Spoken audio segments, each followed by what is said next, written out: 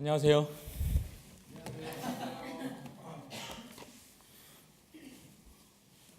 별로 안녕 안 하신가 보다. 예, 점심 잘 먹었습니다. 고맙습니다. 예. 지금 우리 이영철 목사님께서 소개시켜 주셨던 것처럼 제가 제목을 실패를 베스트 프렌드로 만들려고 정해봤습니다. 제가 한국에 있었을 때 아마 여러분도 많이 들었을 겁니다. 실패는 성공의 요즘 장모님 이렇게 해야 되는데 인정받는다고. 성공은 실패는 성공의 어머니. 저는 사실 그 말도 저는 별로 믿지는 않아요. 근데 어머니는 개런티를 하는 게 하나가 있어요. 자식을 이게 낳아서 키워야 되는 그 의무감이 있는 거지. 반드시 그건 개런티인 거지요. 근데 실패가 계속해서 실패한다고 여러분 성공이 보장될까요? 어떻게 생각하세요? 실패를 거듭 실패하면 성공이 보장될까요? 저는 그렇게 생각하지 않아요. 실패를 계속 거듭하다 나중에 실패로 끝나는 경우도 실질적으로 굉장히 많은 거죠. 근데 그래서 저는 그러면 제가 실패에 대해서 저도 실패를 해본 사람이거든요. 실패의 그 쓴맛을 굉장히 저도 한번 경험해봤고, 그러면서 이제 저는 몸부림도 쳐봤고, 그리고 하나님께 삿대질도 해봤고, 당신이 살아계시다면은 당신의 아들이 나를 어떻게 이렇게 실패하도록 내버려 둘 수가 있습니까? 저는 아마 2번 그 기도를 하나님께 했던 것 같아요. 그건 기도 아니죠. 삿대질인 거죠. 그러면서 내가 인생에서 생각하는 거는 우리는 누구든지 대부분의 사람들은 실패를 경험하고 사는 거죠. 근데 그 실패를 거듭하면 성공을 과연 할 수 있을까? 근데 보니까 실패를 했는데도 성공하지 못하는 사람도 실질적으로 있는 거죠. 물론 성공의 기준은 다를 수 있습니다. 저는 그래서 개인적으로는 성공이라는 단어는 쓰지 않습니다. 왜? 성공의 기준이 사람마다 다 다르기 때문에. 그런데 그러면 우리한테 일어나고 있는 이 실패를 우리가 어떻게 신앙 안에서 다시 우리 안에서 해석을 하고 우리한테 긍정적인 포지티브한 입장에서 말씀에 근거해가지고 어떻게 받아들여야 될 것인가에 대해서 저는 굉장히 오랫동안 사실은 고민을 했었습니다. 그리고 여러분 실패를 두려워합니까 안 합니까? 저는 실패를 두려워합니다. 실패를 두려워하지 않는 사람은 없다고 생각합니다. 실패를 두려워하지 않으면은 그 사람이 과연 하나님이지 인간일까라고 생각해 봤습니다. 저는 오늘 이제 오전에는 침례 세례 요한의 가정에 대해서 얘기했고, 지금은 사도 바울의 삶을 통해서 제가 여러분과 같이 말씀을 나누고자 합니다. 우리 가정 안에서 우리가 특히 자녀들을 키우고 우리 가정이 이 실패를 어떻게 핸들링할 것인가. 저는 모르겠어요. 아이들이 아직 어리기 때문에 아이들은 아직 실패를 경험하지 않은 것 같아요. 물론 아이들이 실패를 경험하는 것은 아이패드 하려고 열심히 준비하고 있는데 하지 말라 그럴 때 이 상실감. 맥도날드 가고 싶은데 가지 못하게 했을 때 그 상실감이 실패라고 생각할 수도 있습니다. 아마 인생을 살면서 아마 여러분은 이제 10대가 지나면 끊임없이 실패에 이제 직면하게 되는 건데, 그만 우리가 실패를 당할 때마다 그냥 실패로 그냥 받아들이고 끝날 것인가? 아니면 이 실패를 다음에 어떤 긍정적인 측면에서 바라봐야 되지 않을까? 이런 생각들을 해봅니다. 여러분, 사도 바울이 실패한 사람입니까? 성공한 사람입니까? 바울을 모르시는구나, 아직. 성경에서 굉장히 유명한 사람이 있는데 그 사람을 바울이라고 합니다. 앞에서 그래서 우리는 한국 사람이기 때문에 존경하기 때문에 사도라는 말을 써줍니다. 제가 재밌습니다. 호주에서 이제 제가 호주에서도 제가 신학을 공부했습니다. 근데 저는 한국 사람들은 이게 저희 학교도 막 보면요, 아시안들은 굉장히 예의가 발라요. 누가 같은 경우에는 닥터 룩, 누가가 의사잖아요. 요즘 말하면 의사고. 바울 같은 경우는 바울 하면은 이게 버장머리 없으니까 The Apostle Paul 이렇게 꼭 붙입니다. 근데 호주 사람들은 안 그래요. 그냥 다이렉트로 Luke, Paul 이러면서 싸가지 없는. 여러분, 바울은 성경에서 바울이 차지하는 비중은 굉장히 큽니다. 저는 또 바울을 전공한 사람입니다. 바울을 공부하고 바울로 PhD를 쓰고 제가 바울을 10년 동안 연구했습니다. 도대체 바울이 어떤 사람인지. 제가 내린 결론은 바울은 실패자였습니다. 인생을 실패를 몇 번 맛봤어요. 그리고 그가 다시 실패자였는데 다시 저는 성공자라고 얘기하지 않습니다. 그 실패를 회복하고 하나님 앞에 정확하게 자기가 누구인가를 깨닫고 자기 아이덴티티, 자기가 누군 것인가를 깨닫고 하나님께 단시 자기 자신을 재발견하는 시간들을 갖는 그 과정이 바로 바울의 삶의 과정이 바로 성경에 쓰여져 있습니다. 저는 바울을 연구하면서 이 바울이 실패를 어떻게 핸들링하고 그 실패 가운데 자기가 무엇을 얻고 그 다음 스텝이 무엇인가를 저는 봤었습니다. 저는 오늘 그것을 같이 나누려고 합니다. 여러분, 바울은 여러분 잘 알다시피 바울은 굉장히 좋은 집안에서 태어났습니다. 유대인이지만은 로마 시민권을 가지고 있는, 그 당시 로마 시민권을 가지고 있는 것은 인구의 10분의 1도 안 됩니다. 특히나 유대인들이 로마 시민권을 갖는 것은 거의 현실적으로 불가능한 일이었습니다.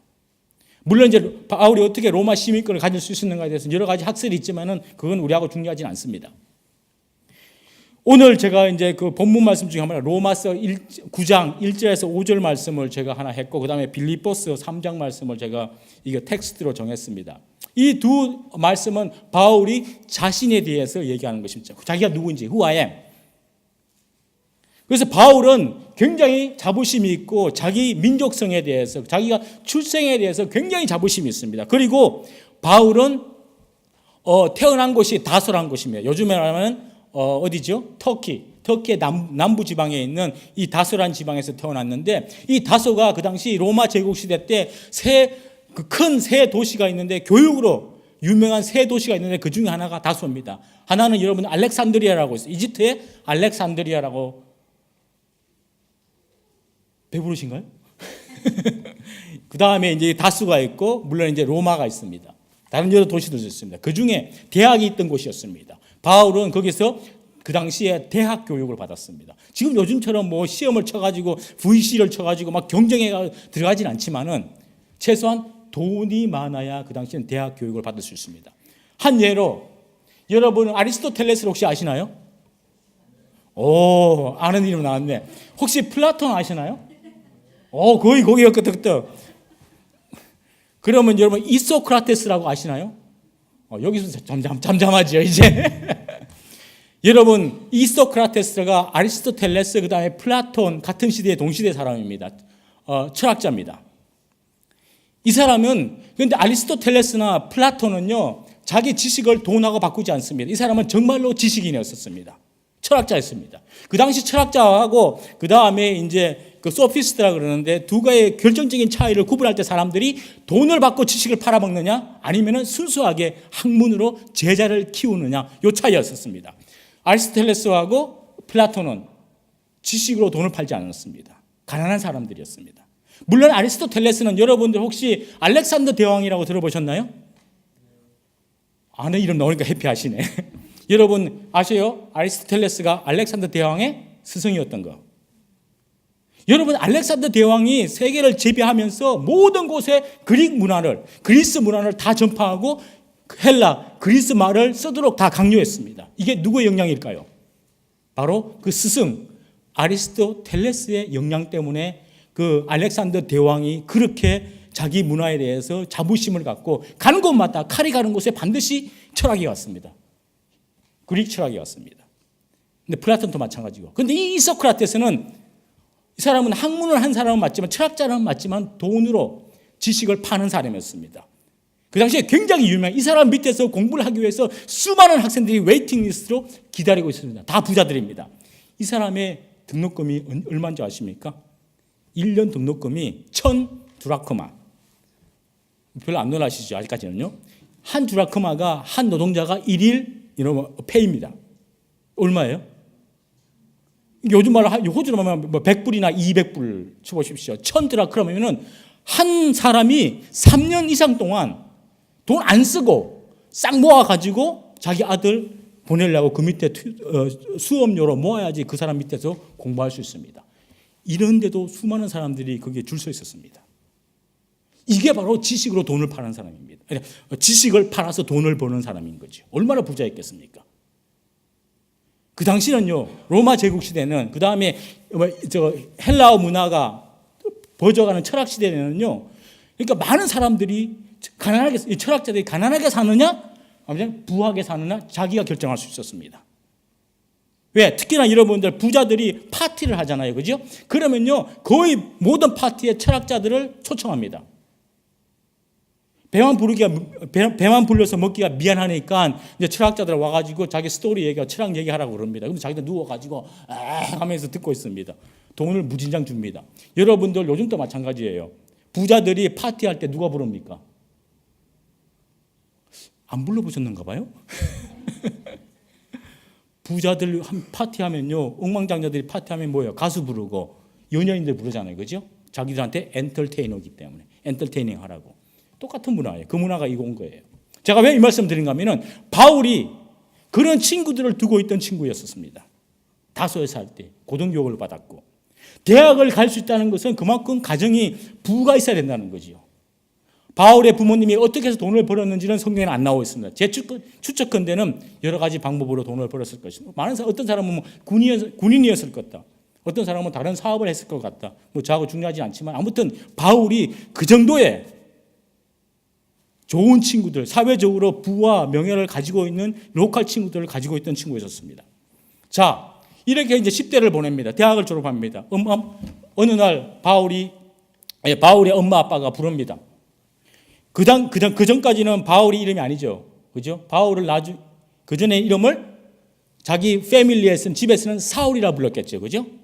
예, 사울. 바울은 사실 두 가지 이름이 있는 거예요. 여러분들 이름이 두 가지잖아요. 그죠? 한국 이름? 없나? 뭐 저는 한국에 이름이 하나밖에 없습니다. 저는 오이영. 한국 이름은 권오영. 영어 이름은 오이영권. 예, 바울은 이름이 두 개입니다. 사울은 히브리식 이름이고 바울은 헬라식 이름이죠.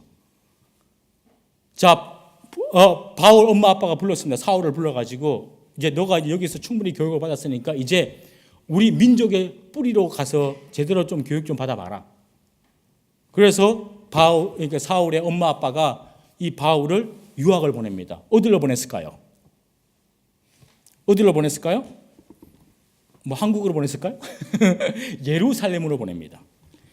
여러분들 혹시 호주에 살고 있지만은 항상 보는 뉴스가 어느 나라 뉴스입니까?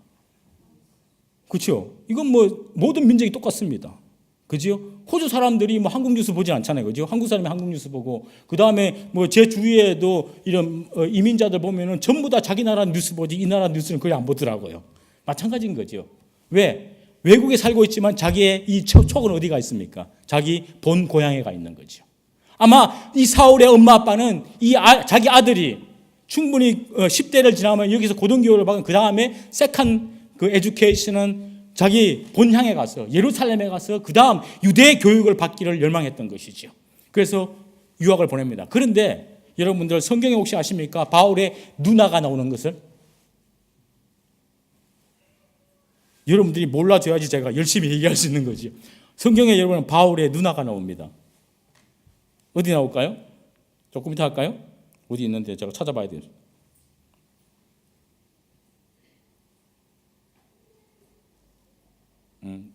뒤에 나올 겁니다. 아무튼 자, 그래서 바울이 사실 누나가 먼저 예루살렘에 갔습니다.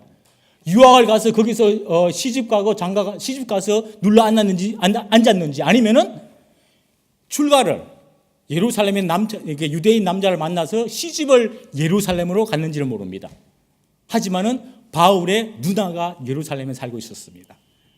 그래서 바울의 엄마 아빠는 기분 좋게 편안한 마음으로 바울을 예루살렘으로 유학을 보낼 수 있었던 것이. 여러분 상황과 똑같아요. 지금 여기 여러분 기러기 아빠 계시나요? 엄마? 아니, 기러기는 아빠지요, 그죠? 예, 뭐 기러기 여러분 요즘 뭐야 독수리 아빠 아셔요? 독수리 아빠 뭐예요? 기러기 아빠는 가고 싶어도 한 번 갈까 말까 해서 가는 거. 그 다음에 독수리 아빠는요, 가고 싶을 때 마음대로 막 가는 거. 돈이 많아서. 요즘은 그 제가 옛날에 1월 달에 멜번 한인교회에서 설교할 때 제가 리서치를 해가지고 5가지 아빠가 있던데 다 잊어버렸네요. 요즘은 그 여러분들 그 서울의 강남에 제일 비싼 동네 이름이 뭐죠? 그 청담동 말고 옆에 대치동. 예, 여러분은 대치동 아빠 아셔요? 그까지는 모르시는. 대치동에 애를 보내기 위해서 대치동에 집을 사놓고 애들하고 엄마하고 아빠랑 왔다 갔다 하는 거. 여러분들하고 관련이 직접적으로 되니까 웃으시네. 아무튼 이 바울의 누나가 예루살렘에 살고 있어서 그래서 엄마가 안심하고 바울을 보냅니다. 그리고 바울을 여러분 그 유학을 보내기 위해서 엄마 아빠가 리서치를 했을까 안 했을까요? 요즘처럼 2000년 전에 인터넷이 없었잖아요. 어떻게 리서치를 했을까요? 누나한테 전화 걸었겠죠. 전화가 있어요? 전화도 없었어요. 그죠? 그래서 누나가 이제 보내고 엄마가 편지를 보냅니다. 그러면 누나가 써서 보내고 그럼 아마 여기서 하면 그 커뮤니케이션 하는데 매일 커뮤니케이션 하는데 1년 이상 걸렸겠지요. 그러면서 바울이 리서치를 다 한다. 이게 엄마가 리서치를 다 한 다음에 누나가 아마 내 사랑하는 동생을 좋은 학교에서 공부시키기 위해서 얼마나 리서치를 많이 했겠습니까? 그래서 딱 발견한 사람이 하나 있습니다. 그 사람 바울의 선생 이름이 가말리엘이라고 있습니다. 이 가말리엘이 성경에 보면은 사도행전 5장에 보면은 사도인 가말리엘은 율법 교사라 모든 백성에게 존경을 받는 자라. 사도행전 5장 34절에 나와요. 이 가말리엘은 수많은 스승들이 있었지만 그 중에서 가장 뛰어나고 존경을 받는 스승이었습니다. 여러분 왜 여기서 우리가 생각해야 돼요? 바울의 엄마 아빠가 바울을 왜 이 스승 밑에서 공부를 시켰을까요? 혹시 여러분 꿈을 꾸지 않았을까요? 만약에 바울의 부모님이 꿈을 꾸었다면 자기 아들이 어떻게 되기를 위해서 꿈을 꾸었다면 어떤 꿈을 꾸었을까요? 지금 하는 얘기는 여러분 책에도 안 나오는 저의 얘기입니다. 제가 오랫동안 연구하면서 고민하고 이게 제가 얻은 겁니다. 여러분 아마 바울의 부모님은 바울을 가말리엘 밑에서 문화생으로 공부시키면서 꿈을 꿨을 겁니다. 우리 아들도 나중에 그 밑에서 그 스승 밑에서 열심히 공부해가지고 졸업을 하고 스승처럼 정치적으로 사회적으로 부를 누리는 그런 엄청난 아이로 커가기를 세워지기를 꿈꿨을 것입니다. 오히려 가말 스승보다 더 뛰어난 정치적인 지도자, 모든 사람이 우러러보고 존경하는 그런 사람으로 우뚝 서기를 엄마 아빠는 바라여서 이 가말리엘 밑에서 교육을 시켰을 것입니다. 여러분, 자, 그 다음에 돈 문제입니다. 유학을 시키는데 돈이 필요할까요? 안 필요할까요? 필요합니다. 제 생각에는요, 바울의 엄마 아빠가 바울을 예루살렘으로 유학시킬 정도면은 부가 있는 사람이에요. 돈이 있는 사람입니다. 성경에는 어디에도 바울이 천재이기 때문에 튜이션 피를 안 냈더라고 안 나와 있어요. 안 냈으니까 냈겠지. 안 나왔기 때문에 냈을 겁니다. 그러면서 바울의 엄마 아빠는 다소에서 아들을 예루살렘에 유학 보내놓고 매일매일 기도하면서 아마 아들과 함께 꿈을 꿨을 것입니다. 그리고 전화 안 되니까 장문의 편지를 사랑하는 내 아들아 나는 너를 믿는다. 너가 이렇게 될 거라고 나는 믿는다.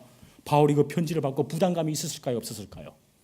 엄청난 부담감을 가졌을 것입니다. 그리고 옆에 누나가 살잖아요. 누나가 쿡쿡 찌릅니다. 니 똑바로 안 할래 공부? 엄마 아빠가 니 때문에 얼마나 생고생하고 있는데 나는 여기다 보내놓고 말이야. 니 뒷바라지 하라고 여기다 보내놔가지고 내가 내까지 생고생하고 있잖아. 이런 가정 속에서 바울이 성장해 갑니다.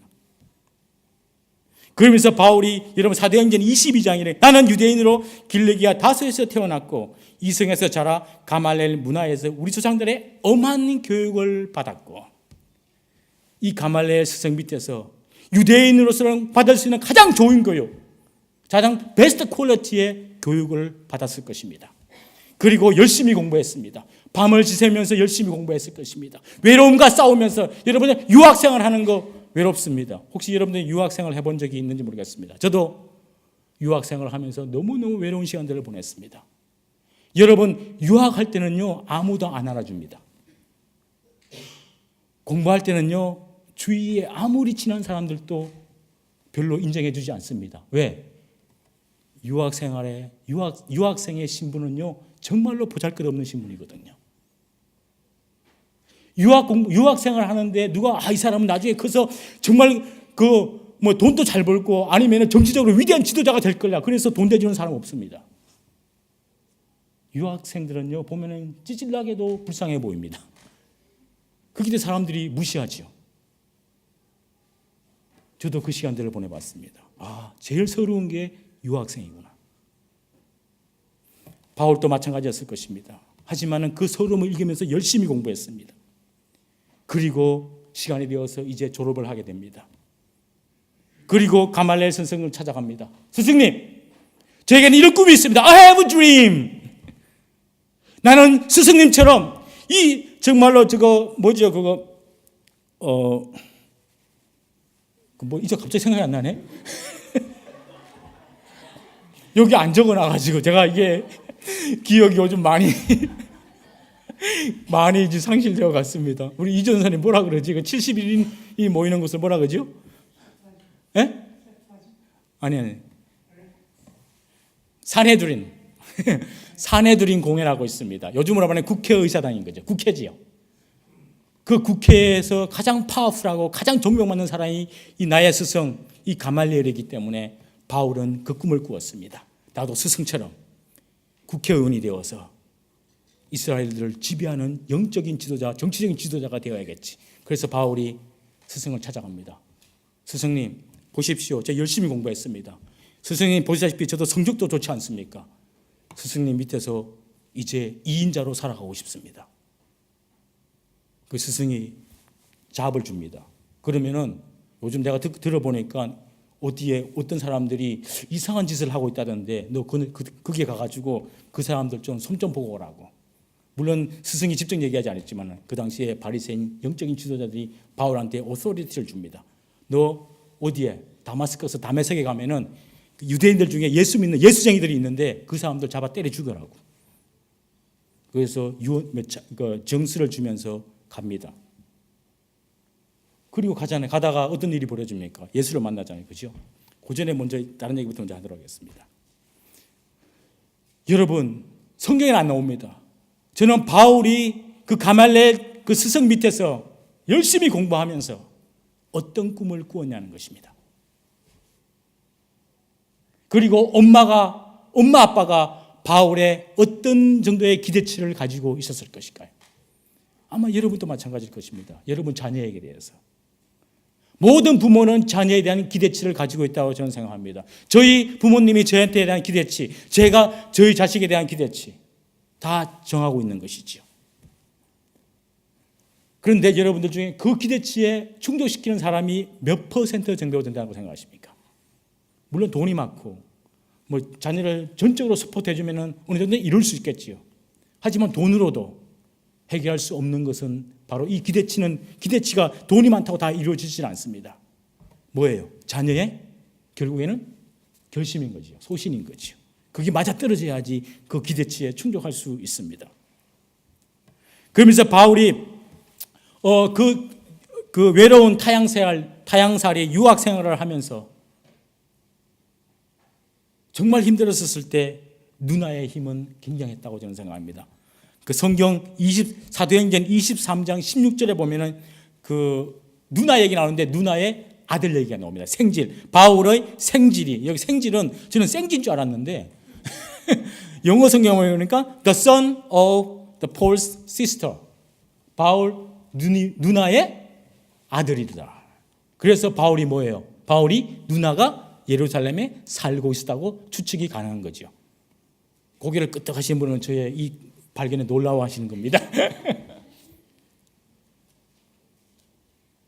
이 바울이 누나가 있었기 때문에 가족이 옆에 있다는 것은요 너무 저한테는 좋은 것 같아요. 물론 가족이 옆에 있어가지고 힘든 경우도 저는 많이 봤습니다. 아마 바울의 엄마 아빠가 누나가 없으면 바울을 예루살렘에 과연 보냈을까? 아니면은 바울을 예루살렘에 보내기 위해서 의도적으로 바울의 엄마 아빠가 누나를 예루살렘의 남자를 만나게 해서 거기서 보낼 수도 있는, 시집 보낼 수도 있는 거지요.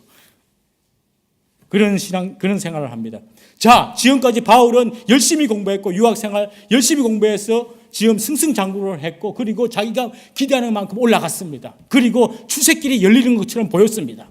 왜? 스승도 밀어주고 주위 사람들 다 인정해주는 바울로 충분히 자라갔기 때문입니다. 인생의 반전은 다메섹으로 가는 길에서 바울한테 생겼습니다. 여러분, 다메섹 도상으로 가면서 누구를 만납니까? 어떻게 됩니까, 바울이? 갑자기 뭐예요? 눈이 어두워지고 하늘에서 갑자기 무슨 소리가 나와고 갑자기 확 나타나가지고 바울을 다 뒤집어 놓습니다. 그래서 바울이 묻습니다. Who are you? 당신이 누구십니까? 바울이 뭐라 그랬습니까? 너가 핍박하는 자라. 지금 바울이 다메섹에 뭐하러 가는, 무엇을 하러 가고 있습니까? 다메섹에서 예수 믿는 유대인들을 죽이려고 하고 있는 중이었던 것이죠. 그리고 실질적으로 예루살렘에서도 바울이 예수쟁이들을 죽였습니다. 감옥에 집어넣습니다. 그럼 바울의 고백에 나옵니다. 그 얘기를 사도행전에서는 세 군데에서 바울이 자기의 회심, 자기가 그리스도를 만나는 얘기를 세 군데에서 하고 있습니다. 사도행전 9장에 하고 있고, 사도행전 22장에 하고 있고, 사도행전 26장에 이 세 번의 스토리가, 같은 내용이 세 번씩이나 나옵니다. 그만큼 사도행전의 저자 누가가 보기에는 바울이 어떻게 뒤집어질 수 있는 인생을 살 수 있는가에 대해서 도대체 이해가 안 되는 사람입니다. 누가는 바울과 함께 전도 여행을 갔던 사람입니다. 그리고 바울이 누군가를 너무너무 잘 알고 있습니다. 바울이 어디에서 태어났고, 어떤 교육을 받았고, 어떤 부모 밑에서 어떤 삶을 살았는지 너무 잘 알고 있습니다. 그런데 이 바울이 완전히 뒤집어진 사람으로 세상의 모든 것을 다 버려버리고 가난한 자로 그 예수 때문에 목숨까지 버리는 그 지경까지 갈 수 있는 도대체 이유가 무엇인가에 대해서 이 누가는 너무너무 궁금했던 것이죠. 저는요, 우리 크리스찬의 입장에서 볼 때는 바울이 위대한 사도 바울이라고 얘기합니다. 그런데 여러분, 저는 바울을 좀 인간적인 입장에서 봅니다. 여러분, 바울이 성공자입니까? 실패자입니까? 여러분, 바울은요, 예수를 만나고 나서 실패자의 낙인이 찍혔습니다. 그전에는 바울은 성공가들을 달고 있었습니다. 승승장구하고 있었습니다. 누가 봐도 이 바울은 나중에 계속해서 잘 나가면 가마엘 스승처럼 국회의원이 되어서 유대인들을 지배하는 하나의 지도자로 설 수 있다고 모든 사람들이 기대감을 가지고 있었습니다. 부모도 그렇게 생각했습니다. 누나도 그렇게 생각했습니다. 스승도 그렇게 생각했습니다. 하지만 다메섹으로 가는 길에서 예수를 만난 다음에 이 인생은 완전히 다 뒤집어졌습니다. 저는 이 순간이 바울은 세상적인 관점에서 보았을 때 실패자의 길이 시작되었다고 저는 보고 있습니다. 여러분, 그렇게 생각하지 않습니까? 여러분, 예수 믿고 성공한 사람 있습니까? 여러분, 예수 믿고 성공한 사람 있습니까? 그럼 예수 왜 믿어요? 여러분, 예수 믿으면 성공합니까? 성공이 보장됩니까? 저는요, 예수 믿으니까 더 실패가 되더라고요. 왜? 버릴 것이 점점점 많아지더라고요. 성경 어디에도 예수 믿으면 성공하고 부자 되고 정치적인 지도자가 된다는 말은 안 나와요. 제가 오전에도 예배 시간에 잠깐 말씀드렸지만, 예수를 믿으면요, 성경은 우리한테 남을 섬기라고, 다른 사람의 리더가 되라고 얘기하는 것이 아니라 다른 사람을 섬겨주라고, 다른 사람을 오히려 서포트해주라고 성경은 우리한테 얘기하더라고요. 제가 옛날에 한국에 있었을 때 굉장히 유명한 목사님들이 설교 제목은 다 똑같았어요. 정상을 향하여 돌격하라. 무슨 돌격대도 아니고 정상에서 만나보자. 아니면 뭐 정상에서 나무를 심어라. 한국에 있는 목사님들이 전부 다 정상 얘기만 했습니다. 여러분, 정상은 몇 명이 갈 수 있습니까? 몇 명이 갑니까? 한 명밖에 못 갑니다. 이건 아니죠. 그러면 이 세상에 수많은 사람들이, 하나님이 74억의 인구를 만들었는데 그 중에 한 명만이 정상에서 살아남아야 됩니다. 그러니까 모든 다른 정상에 올라가지 못하는 사람은 전부 다 자기들이 실패자로 생각합니다. 교회 와도 전부 다 실패자입니다. 와서 매일 웁니다. 하나님, 나는 왜 실패자로 삽니까?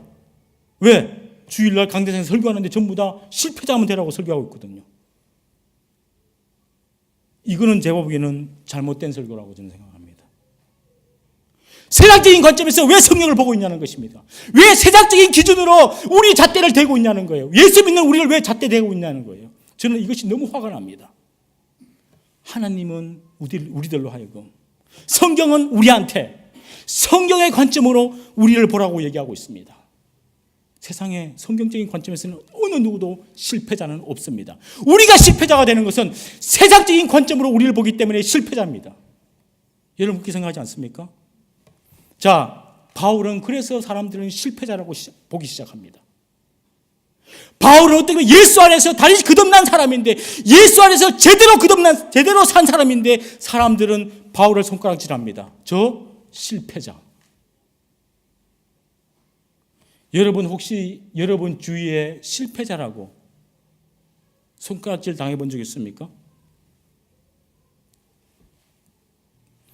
그리고 여러분 바울이 그 자기 사람들의 실패자인 그 낙인을, 그 인을, 그 씨를 가슴에 찍고 가슴에 안고 도저히 살 수 없어가지고 이 사람이 갑자기 도망을 갑니다. 아라비아 사막으로, 아무도 없는 사막으로 갑니다.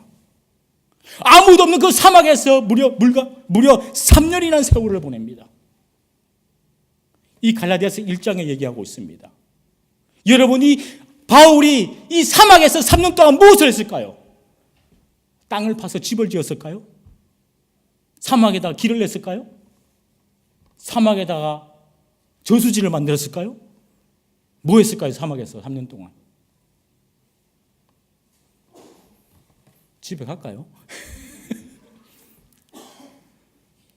예, 제 생각에는요, 바울은 이 사막에서 3년 동안 처절한 자신과의 싸움을 하고 있었습니다.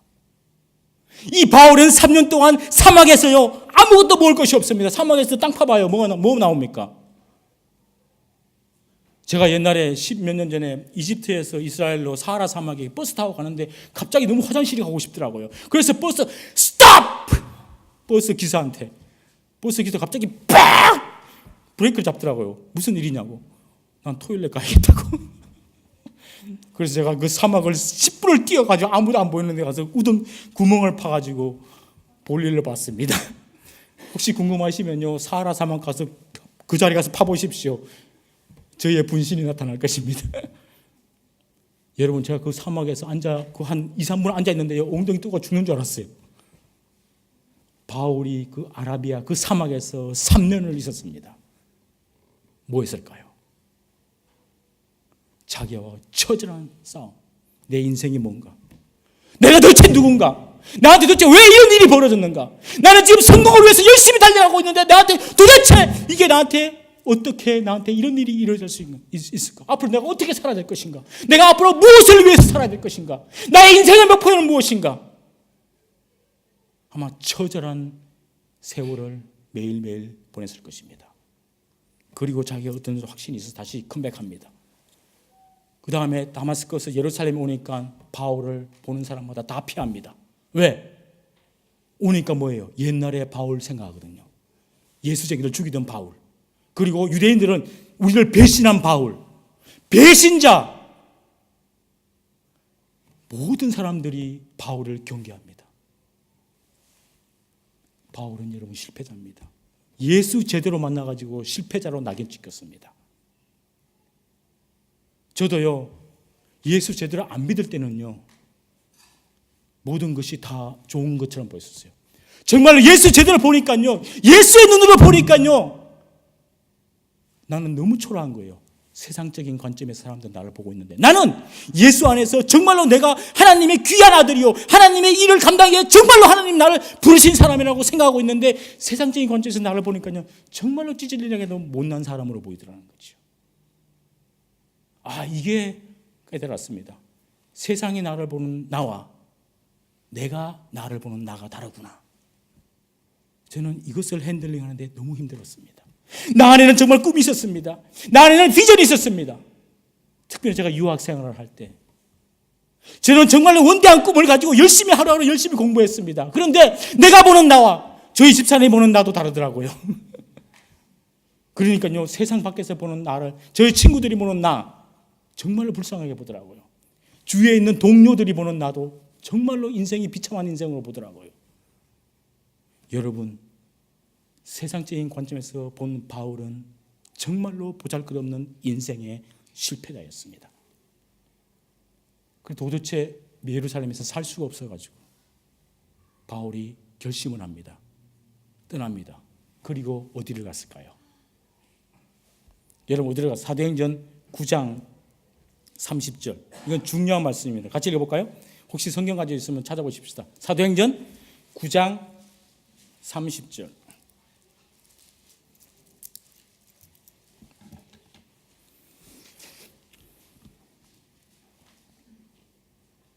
시작.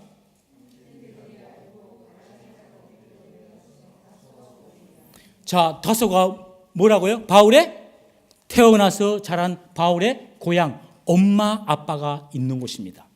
여러분, 왜 그 외롭고 배신자, 실패자로 낙인 찍혔을 때 마지막에 바울이 생각한 곳이 엄마 아빠가 있는 다소를 생각했을까요? 바울은 엄마 아빠를 찾아갑니다. 그 당시 배를 타고 갔잖아요, 그죠? 그 아마 시세리아에서 다소까지 배를 가는 그 며칠간에 한 3일 정도 걸리겠죠.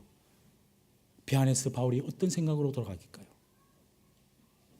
바울은 실패자, 배신자로 낙인 찍힌 바울이 배에 몸을 싣고 엄마 아빠를 상상하면서, 엄마 아빠 만날 것을 상상하면서 배에 올라탔습니다. 그 가는 3일 길이 어땠을까요?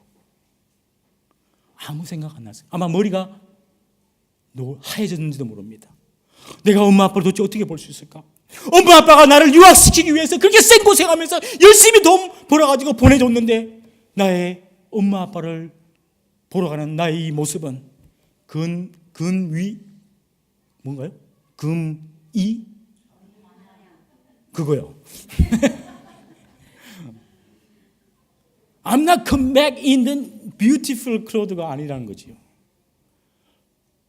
엄마 아빠는 내가 무엇인가를 되어서 정말 수많은 사람들이 이끌고 멋있는 배를 타고 고향으로 와야 그것을 상상하고 있는지도 모르는데 아무도 알아주지 않고 배 한 구석에서 정말로 남는 옷 하나 입고 엄마 아빠를 봐야 되는 그 본인의 심정이 여러분 어땠을 거라고 생각하십니까?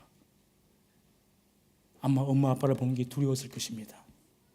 그리고 시간이 되어서 항구에 도착하고 엄마 아빠가 저 멀리 보입니다. 아마 엄마 아빠는 마음의 준비를 하고 있었는지도 모릅니다. 내 아들이 실패를 했든지 내 아들이 성공을 했든지 아들은 뭐예요? 아들인 거죠. 예? 당장? 뭐? 탕자, 돌아온 탕자. 성경을 엄청나게 하시네요. 여러분, 바울이 저 멀리서 보입니다. 엄마 아빠 마음이 어땠을까요? 가슴이 두근반 세근반 두근두근 그랬을 것입니다. 바울의 옷이 보인 것이 아니라 바울의 얼굴이 보였을 것입니다. 세상의 눈으로 세상 사람들은 바울을 가지고 있는 입, 옷, 명예, 부, 겉모습을 볼지 모르지만 엄마 아빠는 바울의 뭘 봅니까? 그거 다 안 보입니다. 내 자식, 내 아들 바울입니다. 그 만났었을 때 아마 바울은 무릎을 꿇었는지도 모릅니다. 엄마, 아빠, 정말 죄송합니다. 내가 이거밖에 될 수가 없었습니다. 엄마, 아빠가 그렇게 고생하면서 나를 키워주고 먹여주고 유학까지 시켰는데 마지막에 내가 귀향한 이 모습은 정말 초라하고 남루합니다. 저를 아들이라고 안 불러도 좋습니다. 하지만 바울은 그 고백을 듣는 엄마, 아빠는 뭐라고 합니까? 무슨 소리를 하냐? 너는 나의 아들이냐? 누구보다도 세상에서 가장 귀한 내 아들이니라. 너가 무엇이 되는 것이 중요한 것이 아니라 아들로서 내한테 돌아온 것 자체가 너무너무 감사하다. 여러분, 가장 인생에서 힘들고 외롭고 가장 혼자라고 생각했을 때 누구 생각합니까? 엄마가 옛날에 해줬던 그 김치찌개, 된장찌개, 고추장에 밥 비벼줬던 그 밥, 엄마의 품 생각나지 않습니까? 저는요, 우리의 가정이 이래야 된다고 생각합니다. 내 아들, 내 자식이 출가하고 정말로 힘들고 어려운 생활을 살고 때 정말로 그 가정을 생각해 준다면요, 저는 그걸로 우리의 가정은 성공한 것입니다. 내 아들이 학교에서 너무너무 힘든데 엄마 아빠를 보는 순간에 울컥하고 웁니다. 그러면 이 아들에는 엄마 아빠가 세상의 모든 것입니다. 여러분의 가정이 어떻습니까? 나의 아들이, 나의 딸이 세상에서 정말 힘든 생활들을 하면서도 엄마 아빠의 품, 그 집만 생각하면 가슴이 따뜻해지고 언제든지 돌아가고 싶은 그 장소라면 여러분의 가정은 성공한 가정입니다. 예수가 있는 가정, 예수의 사랑이 있는 가정, 엄마가 아빠가 품어주는 그 아들 자식이 있는 그 가정, 아들이 딸이 가장 힘들었을 때 찾아오고 싶은 그 가정, 엄마 아빠의 품, 저는 그거라면은 그 가정은 성공한 가정이라고 저는 믿습니다. 여러분, 그리고 다수에서 바울이 엄마 아빠가 해주는 밥 먹고 삽니다. 이제 뭐 세상 걱정은 없어요. 먹여주지, 입혀주지, 재워주지, 모든 건 다 갖췄습니다. 여러분, 그 다음에 바울이 뭘 생각했을까요?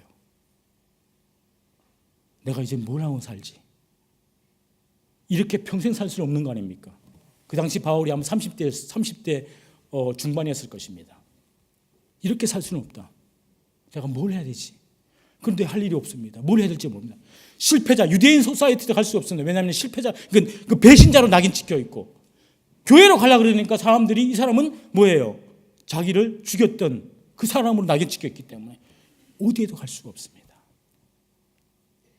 그때 바울의 가치를 알아보는 한 사람이 찾아옵니다. 여러분, 여러분이 가장 실패하고 나고 자고 외롭고 고독스럽고 세상에 아무도 없는 시간을 보내는 그 순간에 누가 여러분을 찾아온다고 생각해 보십시오. 그 사람이 고맙습니까? 안 고맙습니까? 저도요, 그 시간을 한번 보내봤거든요. 제가 1년 반이라는 시간을, 그 고독의 시간을 보내봤습니다. 옛날에 제가 잘 나갈 때 그렇게 많은 사람들이 전화하고 밤마다 전화해서 밥 사주겠다고 만나자고 했던 사람들이 제가 그 아무것도 없는 시간이니까 한 명도 전화 안 하더라고요. 1년 반 동안 한 명도 전화 안 왔습니다. 제가 그때 알았습니다. 내 주위에 남아있는 사람은 아무도 없구나. 내가 인생을 잘못 살았구나. 내가 인생의 실패자구나. 도대체 그렇게 주위에 많은 사람들이 다 어디 갔냐는 것입니다.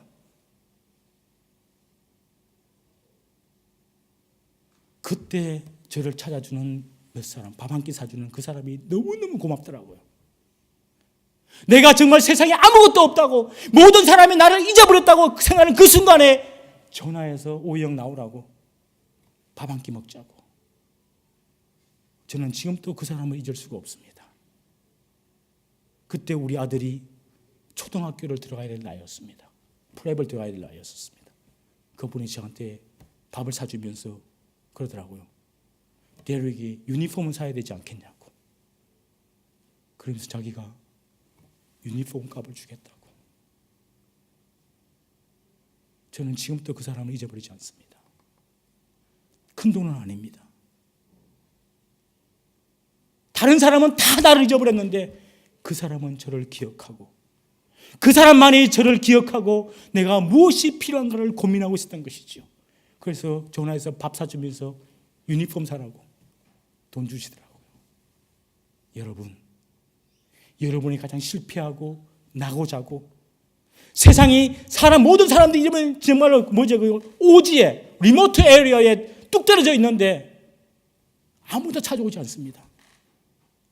그때 전화 한번 해주는 사람, 아니면은 차를 타고 와서 일부러 차 타고 와서 밥 한 끼 사주는 사람, 그 사람만이 여러분을 알아주고 인정해주는 사람입니다. 바울이 그 시간을 보낼 때 한 사람이 찾아왔습니다. 그 사람이 바로 바울의 절친한 동역자, 누군가요? 바시입니다. 이름은 나바입니다. 바나바입니다.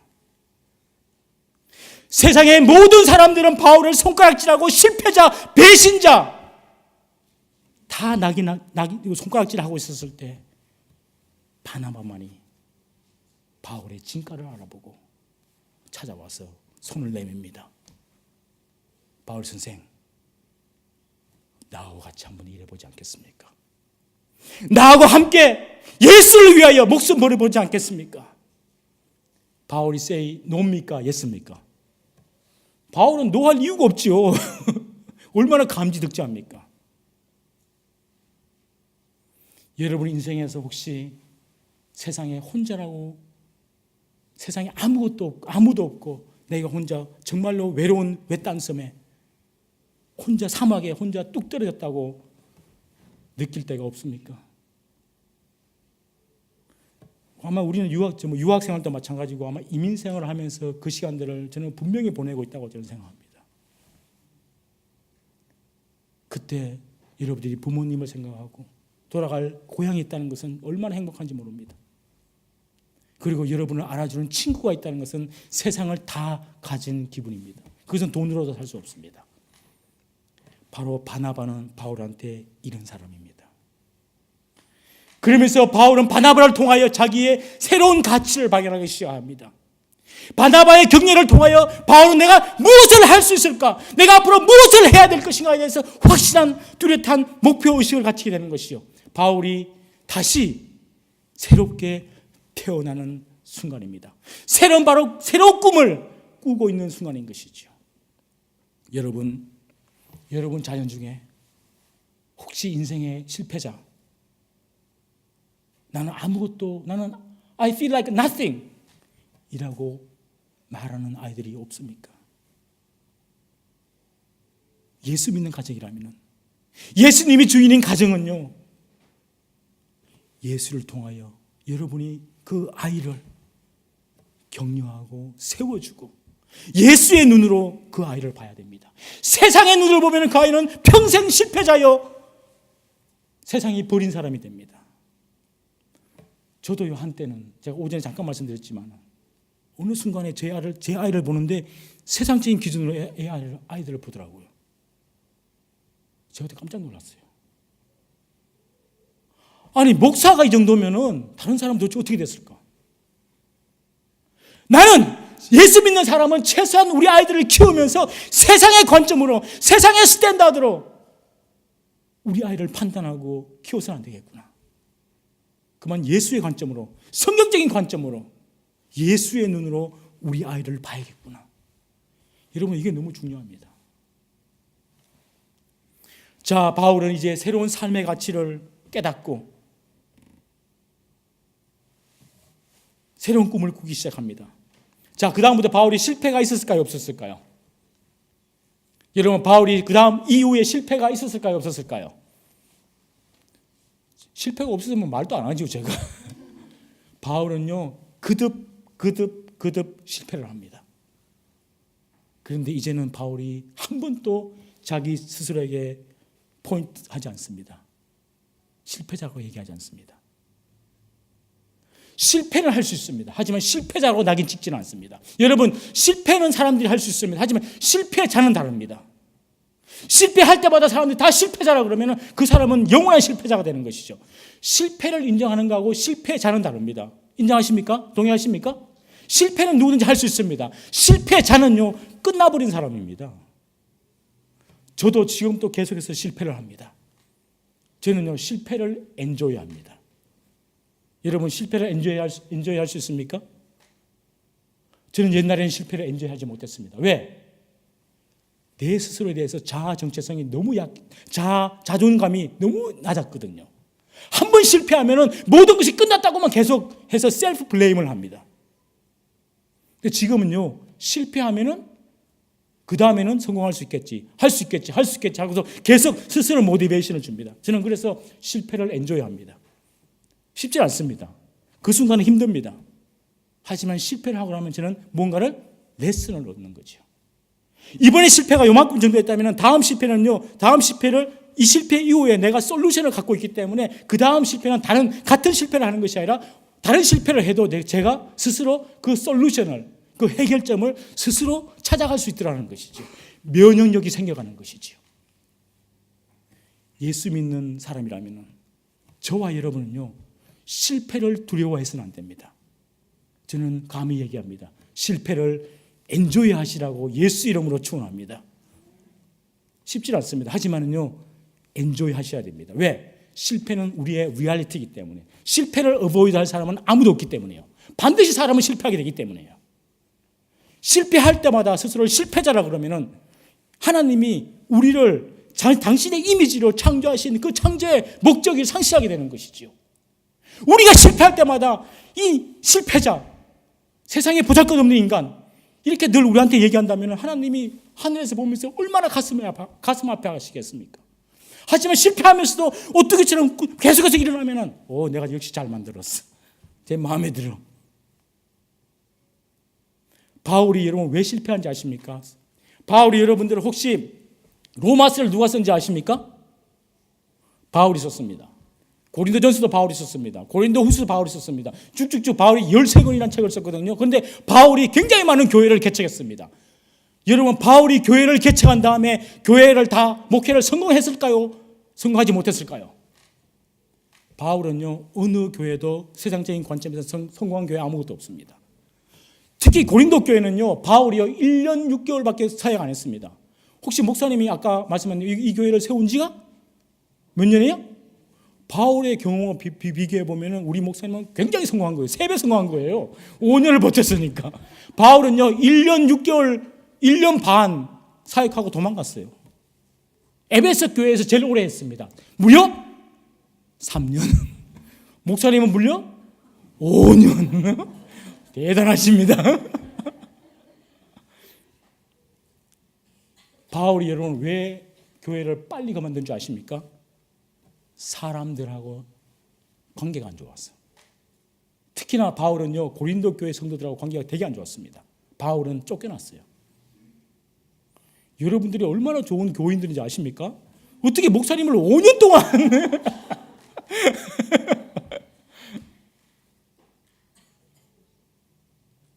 바울은요 교회를 세우는 게 그 사람의 은사지 오래 길게 목회하는 게 은사가 아니었습니다. 세상적인 관점에서는 바울을 실패자라고 부릅니다. 왜? 1년 반, 기껏 3년밖에 목회를 안 했기 때문에. 저는 이 개념도 깨야 된다는 것입니다. 자, 그래서 그 다음에 하는 토픽이 바로 은사입니다. 사람마다 하나님이 주시는 귀한 은사들이 있는 것이요. 사람들은 그런데 이 은사를 세상적인 잣대에서 우리의 하나님이 주시는 은사를 판단하더라고요. 제가 한 달 전에 그 모디알릭 베프티스 처치라고 그 호주 교회를 사임했습니다. 제가 그 교회에 몇 년 있었는지 아십니까? 무려 2년 반을 있었습니다. 저는 바울보다는 오래 있었어요. 저는 2년 반을 있었지만 저는 당당합니다. 왜? 나올 때 분명한 이유가 있었기 때문이죠. 저의 은사는 그 교회에 비전을 심어주고 제가 손을 빼는 게 저의 은사예요. 저의 역할이었기 때문이죠. 사람들이 보면 how long? 그러면 2.5 years. What's going on? 사람들은 그렇게 봅니다. 저는 그렇게 생각하지 않습니다. 저의 롤을 너무나 확실하게 알기 때문이죠. 저는 여러분 이 사랑의 교회에서 지금 왔다가 떠나야 되는 사람입니다. 제가 눌러 앉으면요, 이 교회는 문제가 생기는 교회예요. 그렇잖아요, 그죠? 아니네요? 그럼 계속 있어야 된다는 뜻인가? 오늘 저의 롤은요, 이 강의를 하고 떠나는 게 저의 롤입니다. 역할입니다. 바울의 역할은요, 교회를 개척해놓고 어디에요? 떠나는 거죠. 성경 하나 볼까요? 고린도전서 3장. 안 믿을 것 같아서 제가 성경을 찾아보는 겁니다. 고린도전서 3장 어디 있죠? 나는 심었고, 제가 이거 제 성경이 아니어가지고 어디 나오나요? 오케이, 6절.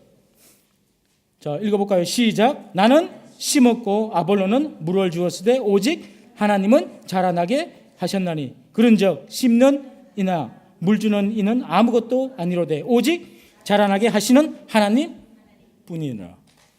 여러분, 바울은요 나무 심어놓고 뭐예요? 떠나야 되는데 바울이 나무 심어놓고 거기다가 열매까지 먹겠다고 기다리면 바울은 잘못된 사람입니다. 어떤 사람은 나무만 심고 떠나고 그 다음 사람이 나무에서 내오는 열매를 먹도록 해야 되는 것이죠. 그래서 어떤 사람은 나무를 안 심고 열매만 먹는 사람이 있습니다. 이 사람은 정말로 축복받은 사람이에요.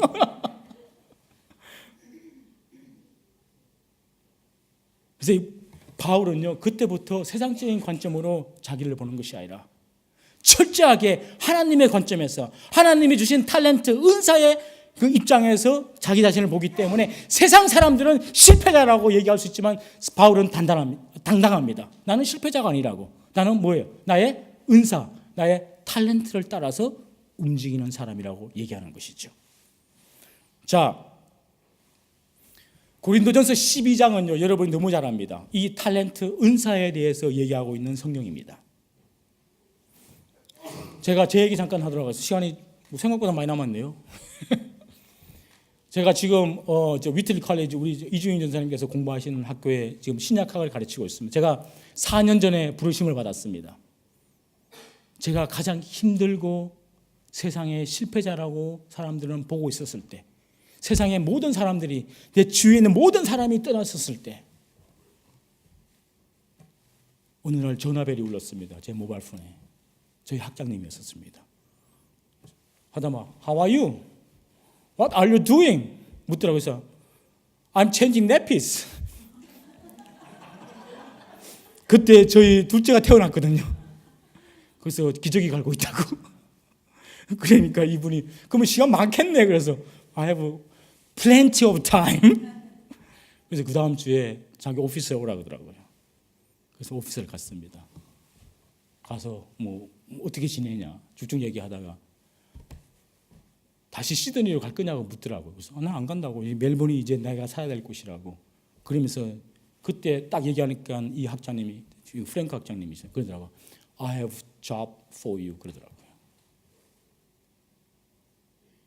그분이 저한테 지금의 이 교수 자리를 주시더라고요. 그분은 제가 여기 와서 처음부터 공부할 때부터 다 봤던 사람입니다. 지금도 저는 그분이 스승이고 멘토입니다. 은퇴하시고 지금 복스힐 베프티스트라고 혹시 아시는지 모르겠습니다.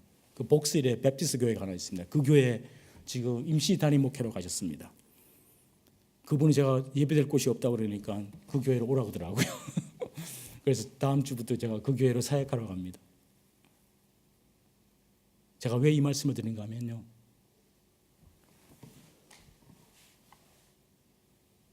저는 세상할지 몰랐는데 하나님은 사람을 통해 가지고요. 내가 골방에 처박혀서 혼자 울고 있었을 때, 할 일이 없어가지고 아기 기저귀 체인지하고 있었을 때 놀라우니요. 하나님은 나는 잠잠한데 하나님은 너무너무 바쁘게 일하시고 계시더라는 것입니다. 혹시 여러분이 세상 사람들이 알아주지도 않고 혼자 골방에 처박혀서 그 나날을 보내고 있었을 때 여러분은 아무 일도 안 하는지 모르지만은 누구는 바쁘실까요?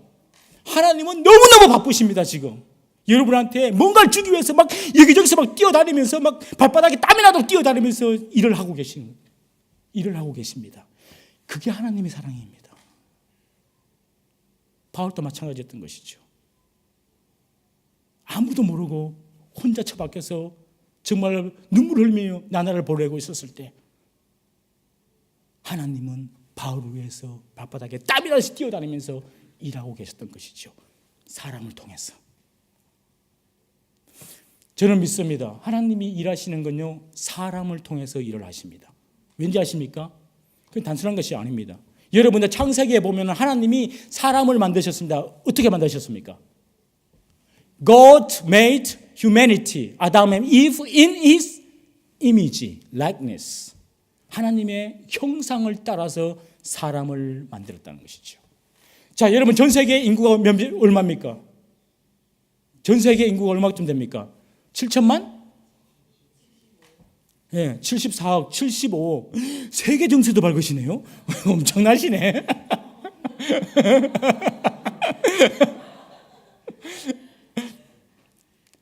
여러분 74억인가요? 그렇게 많은 사람들이 있습니다. 똑같은 사람이 있습니까? 없습니까? 없잖아요. 그런데 그 74억의 인구가 사람들이 다 누구의 이미지를 가지고 태어났습니까? 하나님의 이미지를 가지고 태어났습니다. 자, 크리스천만 하나님의 이미지를 가지고 태어났을까요? 불교, 무슬림. 이 세상에 있는 사람이 좋든지 나쁘든지 잘생기든지 못생기든지 선한 사람이든지 안 선하든지 부자든지 가난하든지 다 누구의 이미지로? 하나님의 이미지를 가지고 태어났습니다. 저는요, 이게 저한테는 굉장히 중요합니다.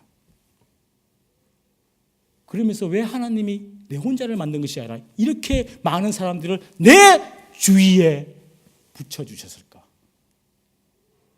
하나님은 다이렉트로 이제는 저한테 말씀하지는 않더라고요. 그런데 하나님은 제 주위에 있는 사람들을 통해서 하나님의 뜻을 나타내시더라는 것입니다. 그래서 저는 제 주위에 있는 사람이 너무너무 중요하고 소중합니다. 그리고 항상 봅니다. 이 사람을 통해서 하나님이 나한테 어떻게 하실까? 저 농담 아닙니다. 저는요, 주위에 가다가도 모든 사람을 다 관심을 갖습니다. 저 사람 중에 혹시 나한테 하나님이 뭘 하기 위해서 뭔가를 준비하고 있지 않을까? 저는요, 운전을 하고 학교를 가잖아요. 눈이 너무 바빠요. 막 다 돌아봐야 되거든요. 기차를 타도 옆에 있는 사람들 다 봐야 되거든요. 너무너무 저는 사람 보는 걸 신기하게 생각합니다. 너무너무 재미있어요. 여러분 주위에 지금 앉아있는 사람이 우연이 아닙니다.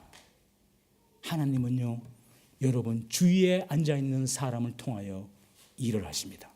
믿습니까? 이게 우리가 왜 모여 살아야 되는 이유인 거죠. 저는 그래서 성경에 보면요, 하나님이 사랑하라고 그럽니다. 여러분 75억의 인구를 다 사랑할 수 있습니까? 없습니까? 불가능합니다. 제가 74억, 75억 인구 중에 제가 살면서 몇 명 정도 만날 수 있을까요? 기껏 해봤자 70만 명 만나겠죠. 70만 명도 못 만납니다. 그러면 도대체 내가 어떻게 다 사랑할 수 있습니까? 저는 그래서 제 나름대로 고민을 하다가 결론을 내렸습니다. 내가 사랑할 수 있는 방법을 찾았습니다. 그 말은 적을 만들지 말자. 제가 74억의 인구를 다 만나고 다 사랑할 수 없지만 적은 안 만들 수 있겠더라고요. 이게 제가 사람을 사랑하는 방법입니다. 혹시 저하고 적대적인 관계를 맺고 싶은 사람이 있으면 저를 테스트해 보십시오. 저는 절대 적을 안 만듭니다. 이것이 제가 사람을 사랑하는 방법입니다. 저는 이것이 하나님이 저한테 주신 은사입니다. 다시 은사 얘기를 하도록 하겠습니다. 제가 위틀리에 이제 교수로 갔습니다. 저희 교회는 저희 학교는 전부 다 저희의 스승들입니다. 제가 공부할 때 교수님들이었기 때문에 다 스승들이었어요. 제가 고민됐습니다. 하나님, 내가 여기서 도대체 무엇을 할 수 있습니까? 지금 저를 가르쳤던 스승인데 옆에 앉아 있는데 제가 이분 아무리 열심히 잘해도 이분을 뛰어넘을 수가 없는데 어떻게 해야 됩니까? 제가 진짜 1년 동안 너무너무 고민이 돼가지고 머리가요 휘어졌다가 그다음 빠지기 시작하더라고요.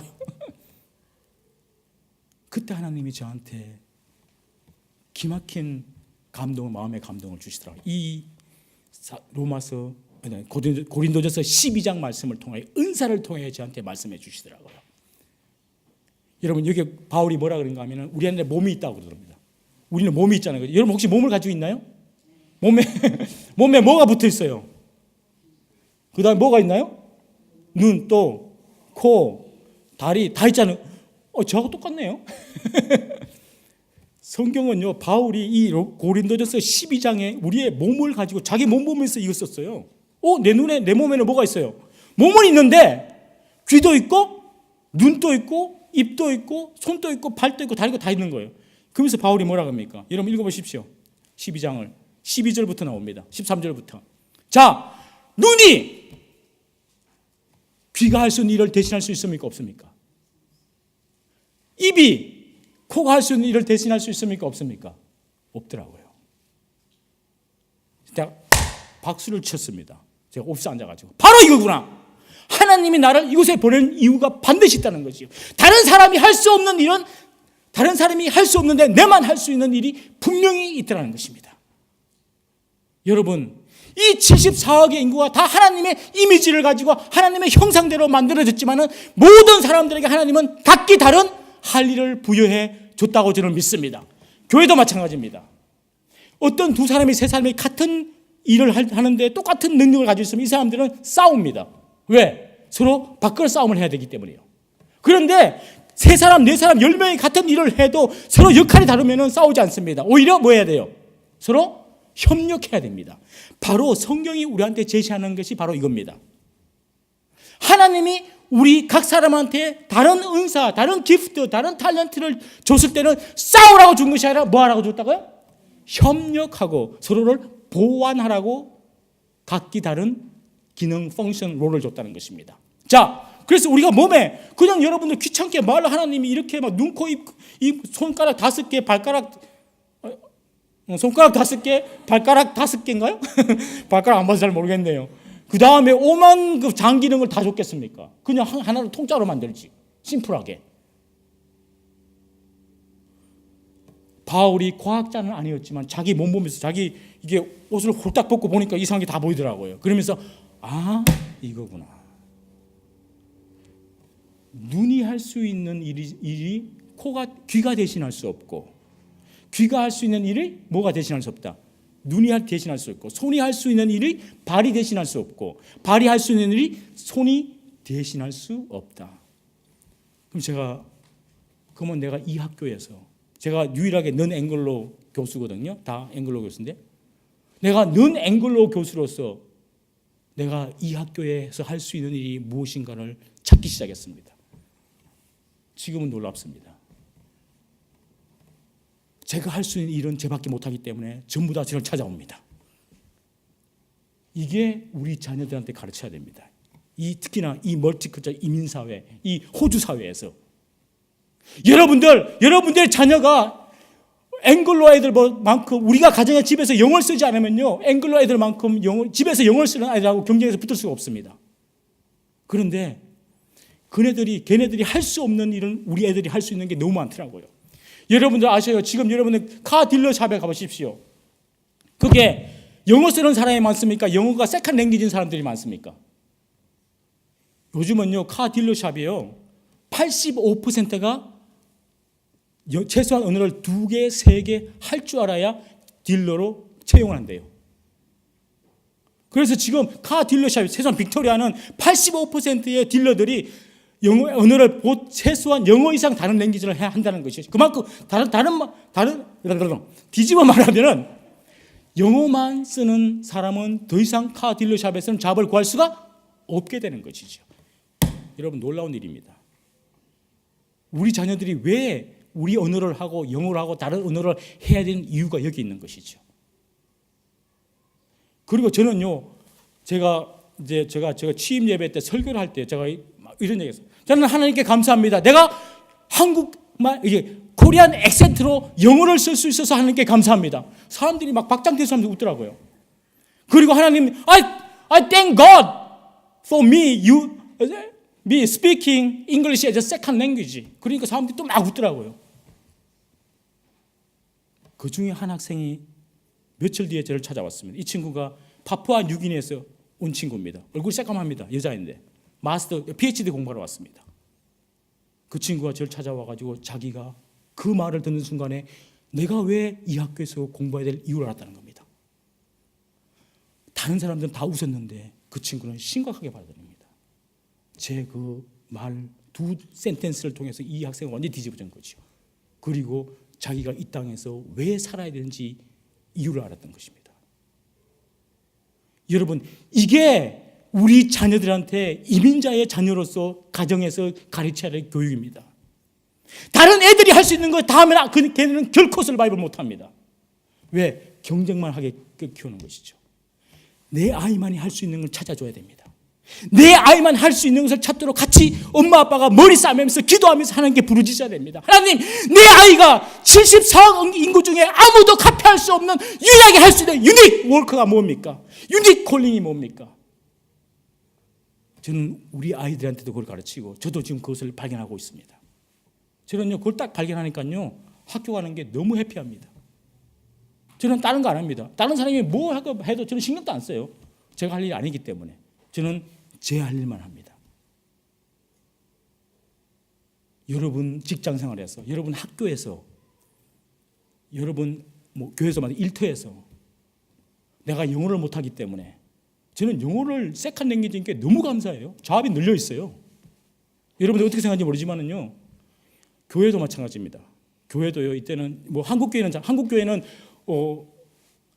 한국말을 못하면 하여가 안 되잖아요, 그죠? 여러분 호주 현지인 교회는요, 영어만 하면은 채용도 안 해요, 저는요. 다른 랭귀지 뭐 할 줄 아냐고, 다른 백그라운드가 뭐가 있냐고 물어봅니다. 왜? 이 호주는 다문화 사회이기 때문입니다. 저는요, 하나님이 저를 이곳에서 세우시고 일하시는 걸 보면요, 지금도 막 가슴이 두근두근거립니다. 지금도 막 해야 될 일이 막 길거리에 늘려 있어요. 혹시 여러분 고민되시면 저한테 오십시오. 제가 마음껏 얘기해 줄 수 있습니다. 저는요, 이 이민자들이요, 핸디캡이 아닙니다. 우리가 세컨 랭귀지의 핸디캡이 아닙니다. 저는 이것이 우리의 애드밴티지입니다. 우리를 살리는 길입니다. 하나님이 지금 이걸 쓰신다는 것이죠. 미국도 마찬가지입니다. 다른 여러 나라도 마찬가지입니다. 저는 이걸 우리가 가지고 있는 기프트입니다. 우리가 가진 탤런트입니다.